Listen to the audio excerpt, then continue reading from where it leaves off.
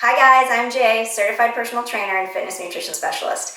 I get a lot of questions about abs and how to get them. So I'm going to answer some of your questions here. So full disclosure, my age, I'm 42 and a mom of 2. And I had my babies actually later in life, in my 30s. And everything, bounces back a little differently then. So, I know how hard it is to get your body to where you want it and to get that flat tummy and those abs. So the most common question is, how do I get abs?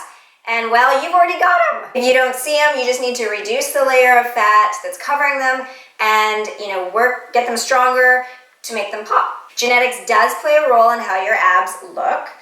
Some people have a 4-pack, some people have a 6-pack, some people have an 8-pack. But you can always make your tummy flat and get more definition in your abs by the tips that I'm going to give you. The aesthetics is just a bonus though. Strong abs are really important to have. A strong core protects your back and carries you through life. Okay, so are abs really made in the kitchen?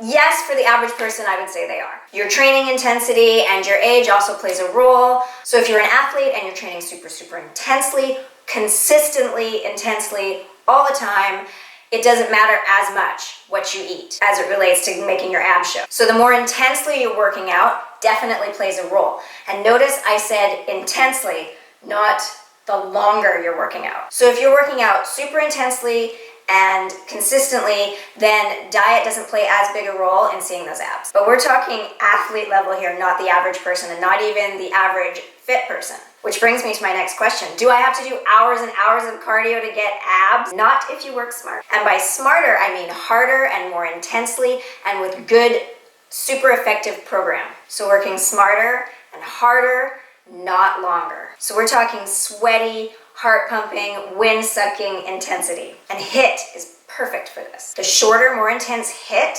is way more effective than the long, steady-state cardio. HIIT also has the added benefit of retaining lean muscle mass and even building it. And muscle mass burns fat while you're doing absolutely nothing. HIIT also has a 24 to 36 hour afterburn effect, so you are still burning and your metabolism is still fired up hours after you complete. Steady-state cardio doesn't have that effect. Also, for most people, myself included, HIIT actually suppresses appetite, whereas steady-state cardio actually increases appetite. So you're hungrier, you have to go longer, and you burn less calories overall. Which brings me to the next inevitable question. But don't I burn more fat calories with steady-state cardio? So yes, but this is not the benefit you think it might be. This is the misconception of the fat burning zone. While it's true that steady-state cardio burns predominantly fat as fuel, and HIIT, higher intensity, burns predominantly carbohydrates as fuel, steady-state burns those calories at a slower pace than HIIT, so that you are, in the same amount of time, burning less calories overall. To burn the same amount of calories as HIIT, you would have to do steady-state cardio for way longer. So you might be burning a higher percentage of fat, but you are burning way less calories overall. I've personally taken out steady-state cardio unless I'm doing something fun with my family, like a hike or a bike ride. But for my actual workouts, I want to use my time more effectively, and I actually don't really enjoy it, so it's just not for me. But having said that, if steady state is what you enjoy, do what you enjoy, because that is better than nothing and it's still good. And there is still a place for it. You don't want to overtrain, so you should always, periodize. And do what you like, because fitness should be fun. And if it's not fun, you won't stick with it. Okay, so can I get abs after having a baby? Absolutely, I did. And my abs are better now than they were, in my 20s and 30s.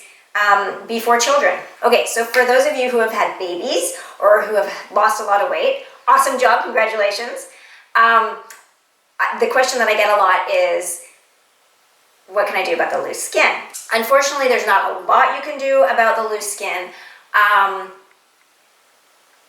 It will bounce back, you gotta give it some time.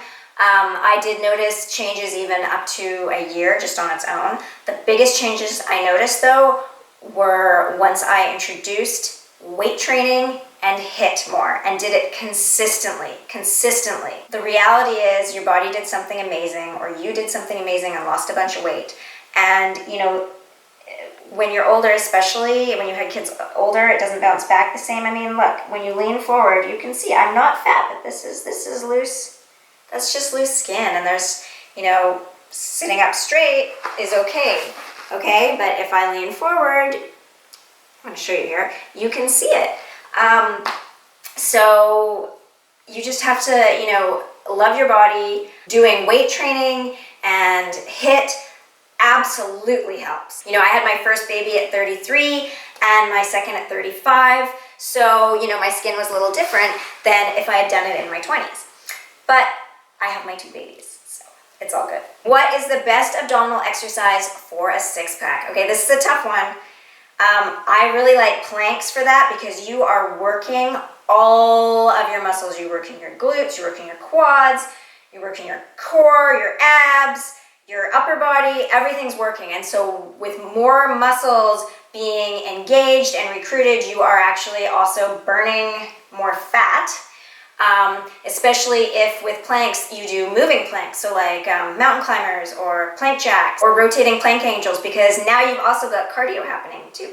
Okay, next question. Is there a supplement that gets rid of belly fat? No, there isn't. If someone says there is, run away. You reduce fat through proper nutrition and exercise. You cannot spot reduce. You can spot tighten your core or build muscle, but there is no magic pill or potion. Run away. Some supplements do have a place. They can help us reach our goals, like BCAAs. I really like those. It helps me, retain my muscle and build my muscle, especially if I'm doing a lot of cardio. I don't want my body to use my muscle as fuel. Especially as you get older, it is harder to build muscle and it is harder to keep it. But we also have to work out to get that muscle and keep that muscle. They are not going to do the job for us. We have to still work. Okay, so how do I get the most out of my abs workout? Okay, really important, maintain proper form. Super important. This not only protects you from injury, but it makes it more effective too. At best, if you're doing improper form, you are wasting your time, and at worst, you're going to hurt yourself. Also, to challenge your core proprioceptively, so like be off balance. So I do a lot of single leg work and a lot of balance work, and that really helps build muscles here and stability, but it's also working your core, and it's burning more calories too. Kickboxing is awesome for this. You are working all your muscles, you're getting great cardio, and you are working your core through the whole way through, even if you do no abs exercises, especially if you are bracing your core through the entire workout. Another tip is when you're doing weight training to limit your rest breaks and make sure you're doing enough reps and sets to challenge yourself that's challenging to your fitness level. And some of the best abs exercises aren't even like traditional abs exercises, like the deadlift is really good. And keeping your core engaged throughout all your movements not only protects you, but it helps you reach your goals faster. And include HIIT in your workouts, really important. So effective to, burn off the fat, retain the muscle, so that you can see those abs faster. I often superset a HIIT with a strength move to keep my heart rate up to burn more fat.